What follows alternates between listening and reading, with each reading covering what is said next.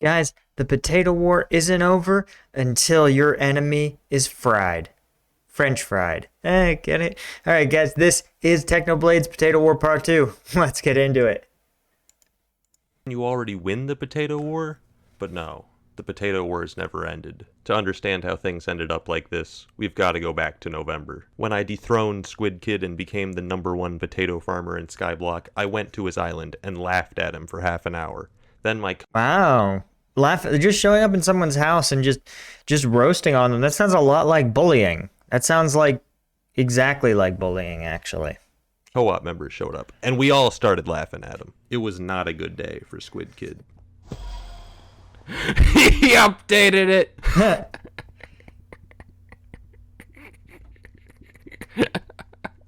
So I want to know more about Squid Kid. I want to know what drives a man to recreate Renaissance masterpieces and to become the greatest potato farmer of all time.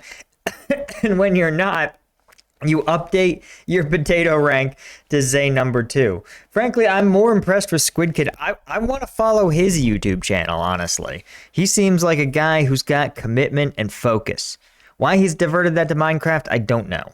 And then I left. Squid warned me that he wasn't giving up on rank #1, but I didn't care, so I uploaded the Great Potato War. But in the days after that, I did nothing. I'd spent so long working to become #1. Now that I had done it, I didn't feel anything at all. Guys, this is actually a really true statement. A lot of Olympic gold medalists frequently report that they feel an incredible sense of euphoria having on the day they win their gold medal. They're at the pinnacle of their sport. Their entire life has been focused laser-like on that dream. And then once they achieve it, they realize they have 70 years of their life left or longer, right? And so they go, what do I do now, right? And it's a real tough question. I think a lot of people feel that level of emptiness after doing something huge and are not sure where that energy needs to go. I felt a version of that after I got back from my deployment, right? It was so demanding in time and energy. It was truly like sometimes felt like max effort every day that when you finally got it all done, you brought your soldiers home. In my case, they were all alive and pretty much intact. And I was like, what do I do now? I just worked, being in the Army when you're not deployed it's not quite 9 to 5, but it's 6 to 6, 6 a.m. to 6 p.m. And I was like, I'm a single guy. Like, what else do I do in my life? I have all this drive and energy, and I was so incredibly laser-like focused that without that goal sort of hanging in front of me, I don't know where my energy needs to go. That's a big reason I became so into MMA. I really dove deep into it, into the training, into the focus. It's because I needed an outlet for my energy. I had no idea what to do with myself. I mean, the video did all right, but not nearly enough to justify the time I had spent on it. And after I uploaded it, so many people started using potato minions that the price of potatoes dropped 30% in the auction house. My plans to become rich had failed both in-game and in real life, but So I want to know how you can be a Minecraft YouTuber, get 17 million views on your video, and have it not be worth the effort. 17 million views, guys, is twice what my entire 4 channels have ever gotten. So how this is not worth it is beyond me. It would have taken him like years. at least I And maybe it's not worth it because he should have had a sponsor. had my potato rank. But when I visited Squid Kid's island 3 days later, what I found shocked me. He had 23 minion slots. Now, when I made the Great Potato War, some people criticized me for violating Sun Tzu's most basic tenet. Whatever you do, don't reveal all your techniques in a YouTube video. You fool. You moron. But my Sun Tzu was a wise man. And while not revealing your tactics in a YouTube video is true and good, I will say that it sort of is... The actual term for what he's talking about is called operational security, or OPSEC. And OPSEC is important for a couple of reasons. First, you don't want the enemy to get direct information about your forces, how they're arrayed, what your strategy is, etc. But even more important, you don't want the enemy to learn how you are learning about them. That's even more important, right? If you learn that the enemy is deployed to your western flank, for example, right, they could learn that you know that and deploy to your eastern flank. And while it's a problem, you at least know where their troops are and you can sort of infer where they might be. But if the enemy learns how you've learned about their position, then you have a meta problem, right? Now you have to find a new method of gathering intelligence. And so this is why OPSEC is so incredibly important. You know, while knowing that Techno was growing his potatoes at a huge rate and in danger of overtaking him was bad, it was even worse to reveal what are called sources and methods. And that's what he did by releasing a YouTube video on it. The belief that the potato war was already over hadn't been baseless. Between my 3 extra minion slots, most of Squid's minions not being max level, and the price of catalysts skyrocketing due to needing the same materials as a new quest, Squid Kid would need almost 100 million coins to catch up.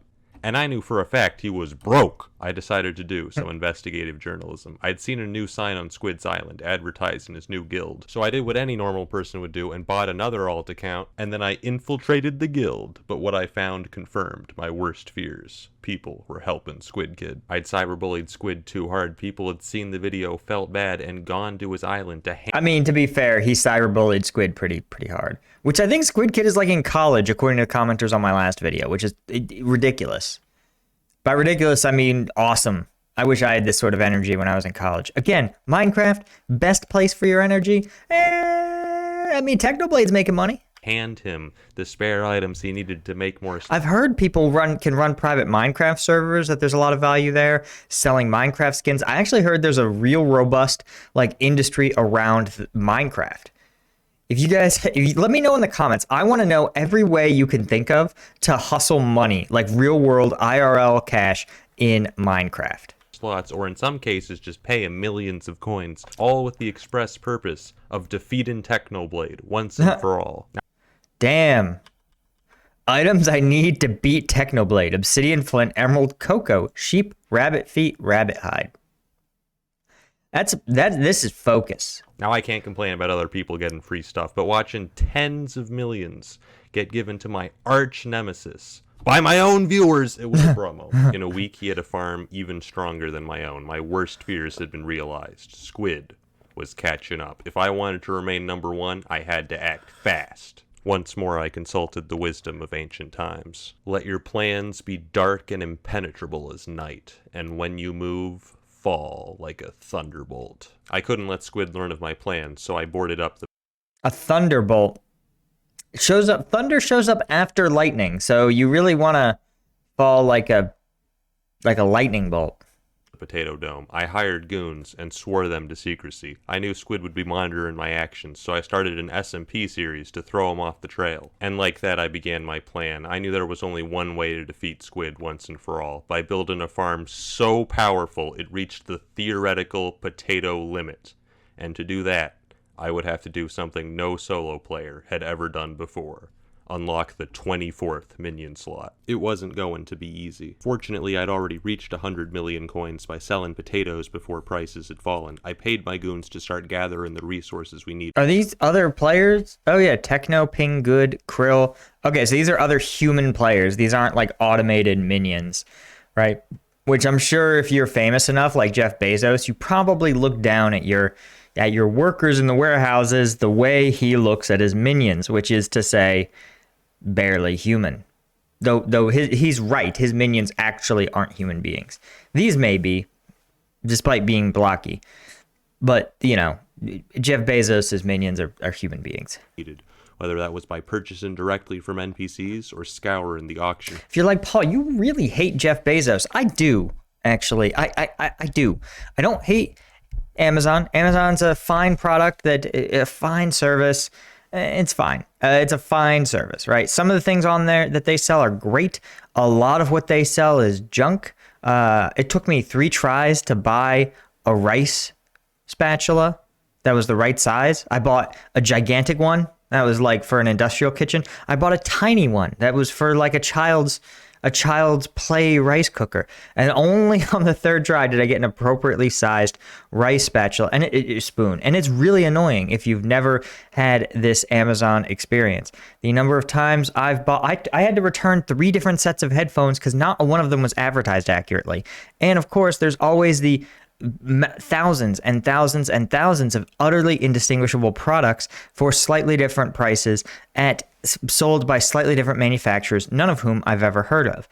And I guess I would be even more bothered if the no-name manufacturers' products were all cheap and crappy and the on-brand products were good, but they're not. The on-brand products on Amazon also suck.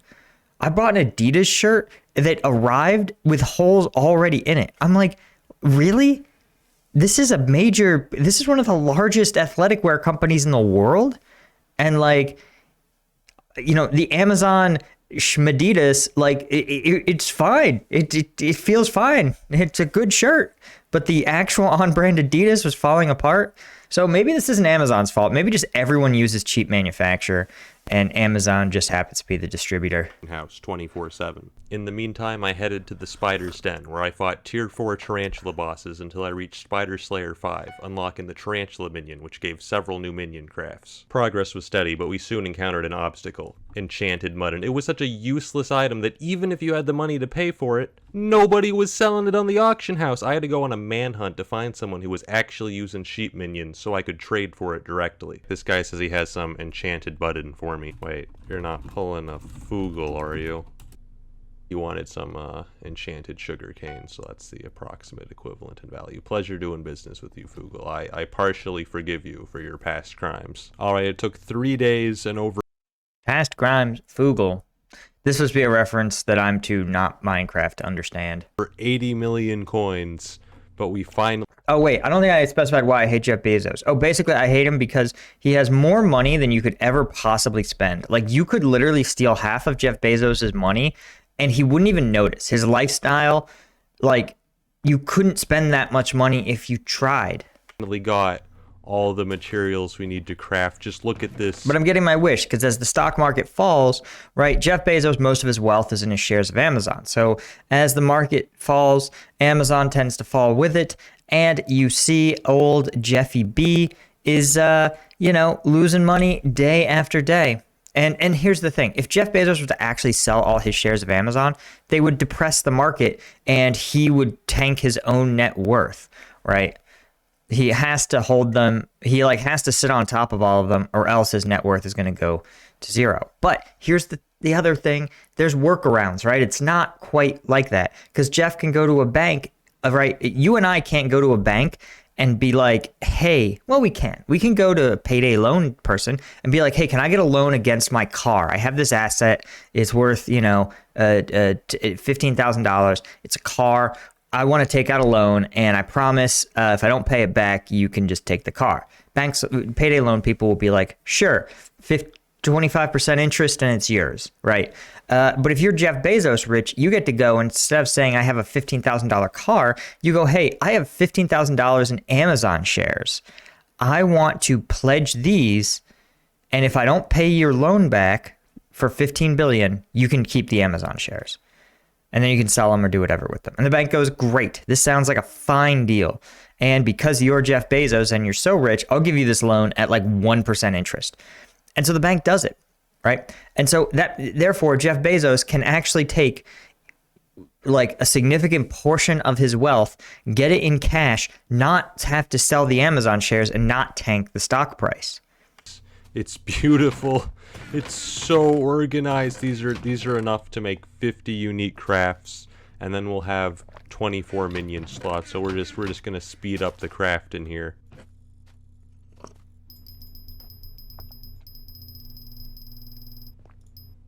We did it, boys! $20. The 24th minion was up, and my farm was now producing 1,067,000 potatoes per day. I now had the maximum number of minions. He acts like everyone else farming potatoes is what's tanking the price. There's no way this is true. At 1 million potatoes a day, right? Minecraft, this has to impact the market. This many people producing potatoes, as long as they sell them, they will be affecting the potato market. There's no way they can't. But if I wanted to make the greatest possible potato farm, well, unless there isn't really a market, unless it's literally like you sell a potato to an NPC for like 1 gold.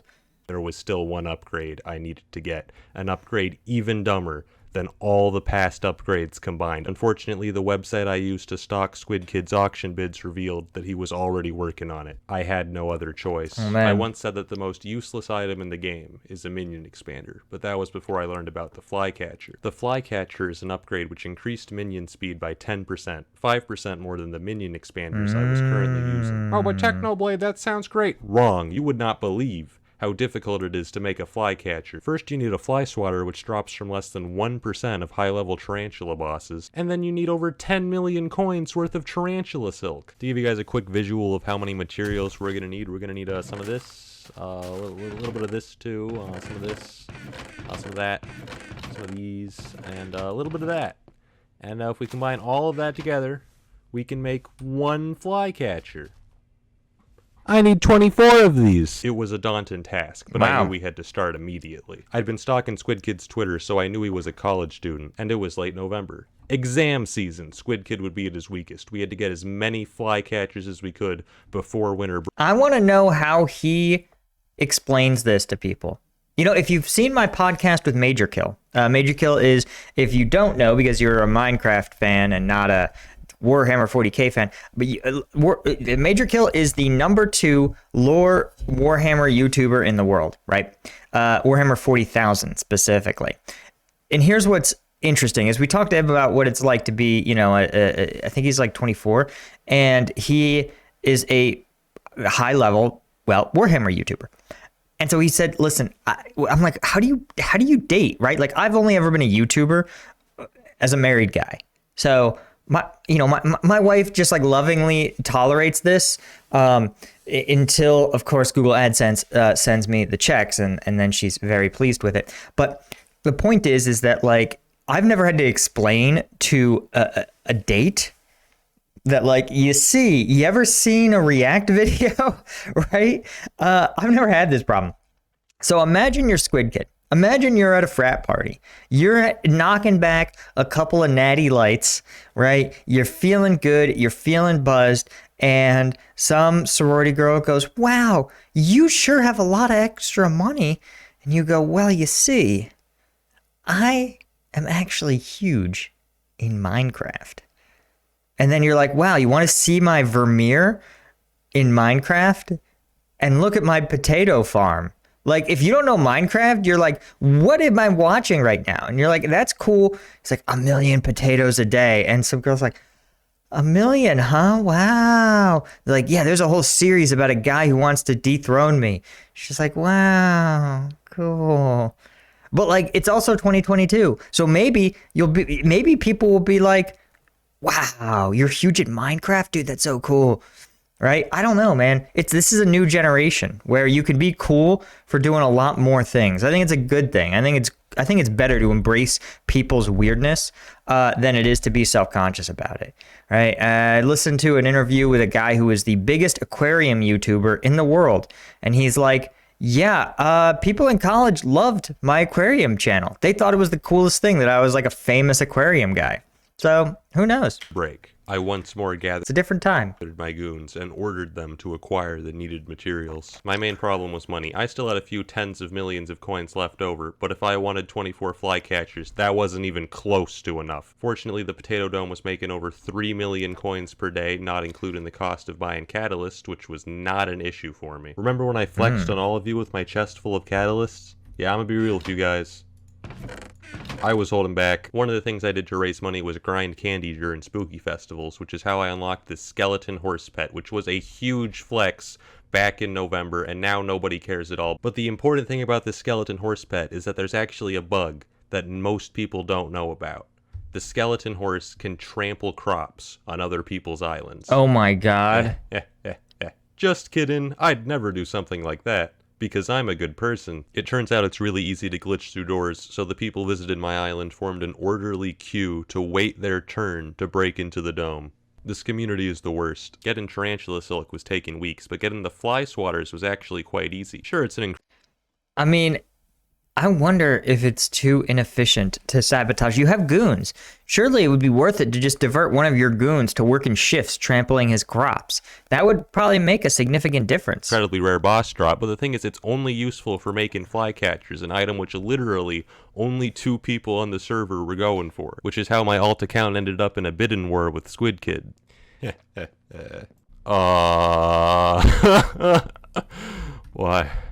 Why did he sent me a party invite? Now he's in the guild chat. He's gotta know. He's gotta know. Squid Kid's gotta know. There's only one reason to have a fly swatter. And I've been kicked. The people breaking into the dome have now started a potato cult. I don't know how to feel about this. It ended up taking 5 weeks of constant grinding, but on Christmas Eve, we finally had 24 flycatchers. This was largely thanks to this man who used his expert business skills to outsource the work to dozens of Skyblock tryhards, ultimately contributing 3,000 stacks of tarantula web. This man is a true businessman. Sad. This is Jeff Bezos, actually. I don't mean this is like a Jeff Bezos or this is like the Minecraft Jeff Bezos. I think this is literally Jeff. Only Jeff would think that, hey, you know what would work here is mistreating some poor innocent worker who just wants to feel like they're part of this Technoblade nonsense. Right? This dude didn't actually do the hard work, the grind. He just made the tryhards grind. That's so smart.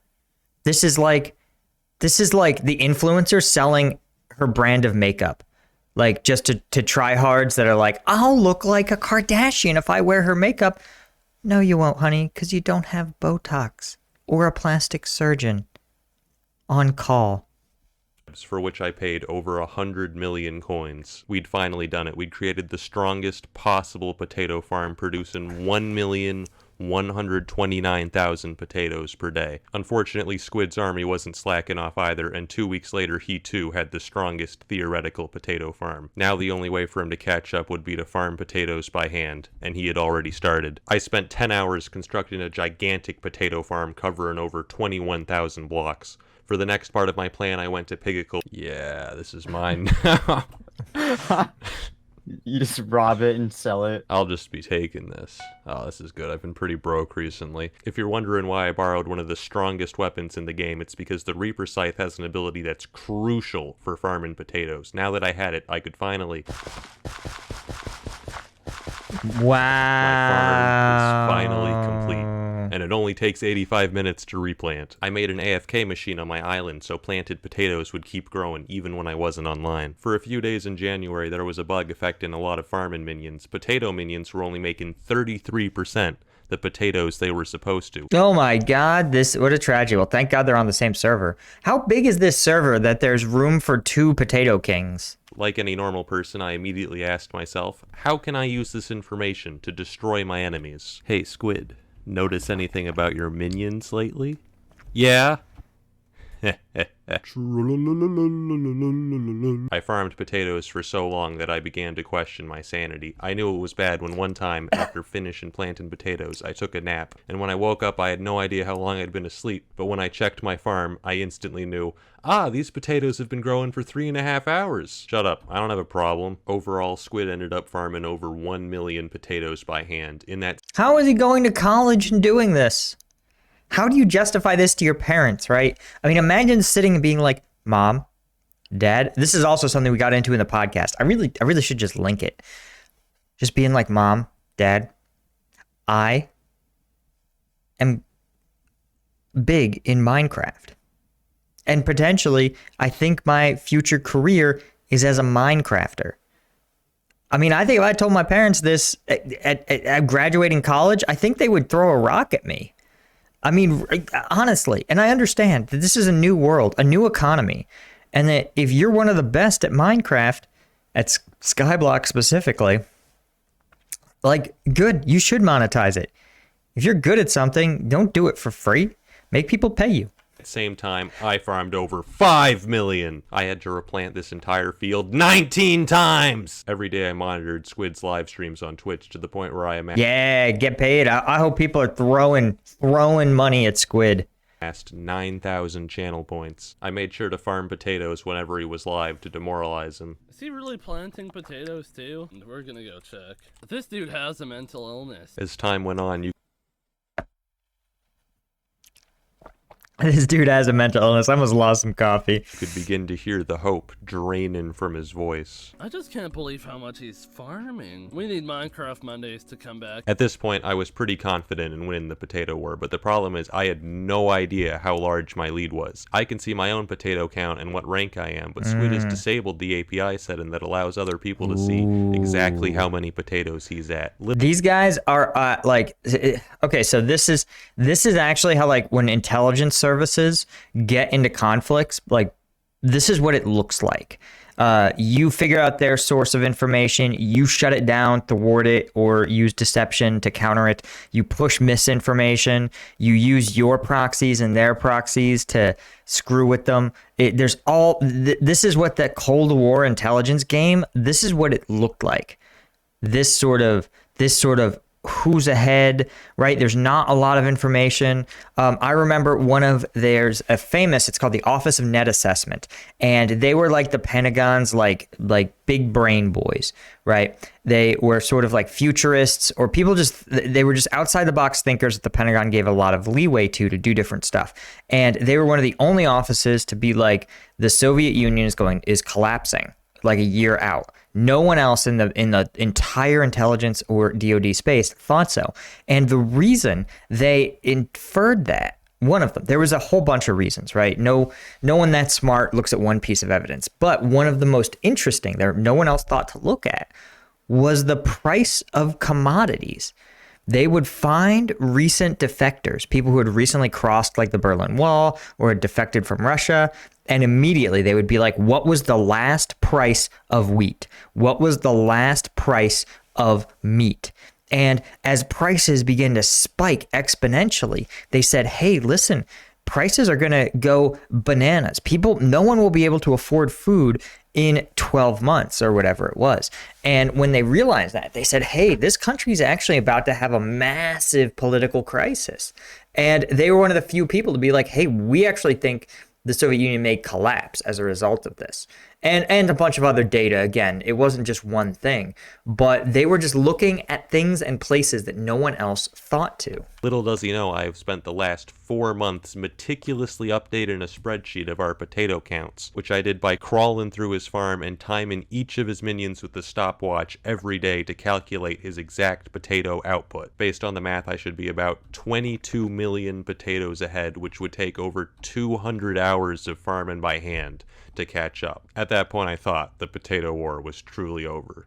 But everything changed with the pet update. The first change is that flycatchers got buffed to plus 20%, instantly increasing my potato farm's yield to 1,231,000 potatoes per day. Of course, the main part of the pet update was the pets themselves. I immediately started looking for a pet that would help me win the war. Unfortunately, none of the pets seemed geared towards potato farming. The best option I could find was the rabbit pet, which gave a small boost to your farming experience. A higher farming level gives you a small chance to get extra potatoes when you farm them by hand, so I figured the rabbit pet would probably help me farm potatoes, maybe 1% faster. It could be epic at worst, but we want legendary, please.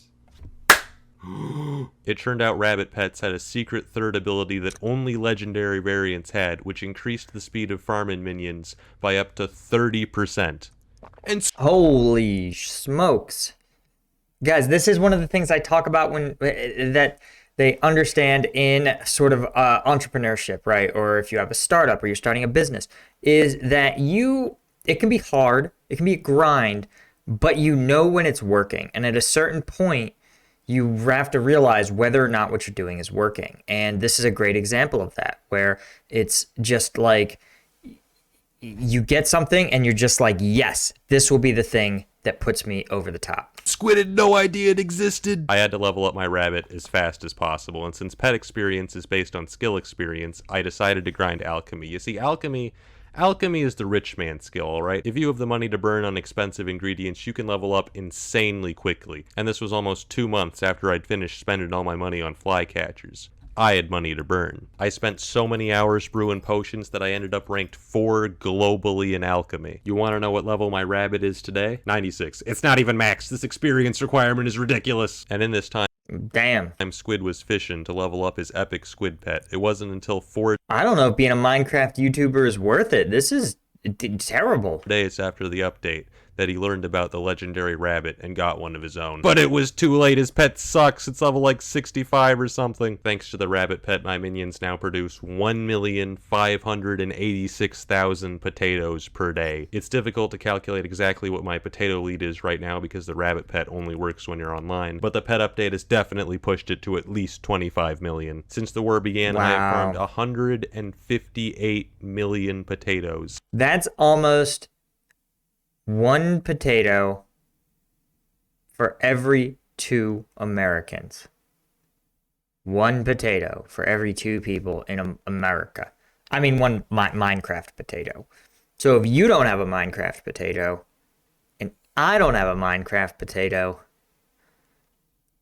Bezos, which in hot potato books is over 6,000. I ain't losing this spot. One last thing I'd like to mention, while I was stalking Squid on my alt, the entire lobby was just piling on him in the chat. They were just hating on him. You see, after the first Potato War video, Squid got 40,000 subscribers in the YouTube rank, and ever since then he's been getting hate because, oh my god, he just got YouTube rank because of Technoblade, it's all luck, he sucks. I'd just like to take a moment. Listen, he does not suck. You don't get that good at potato farming while also building, doing a Vermeer in Minecraft.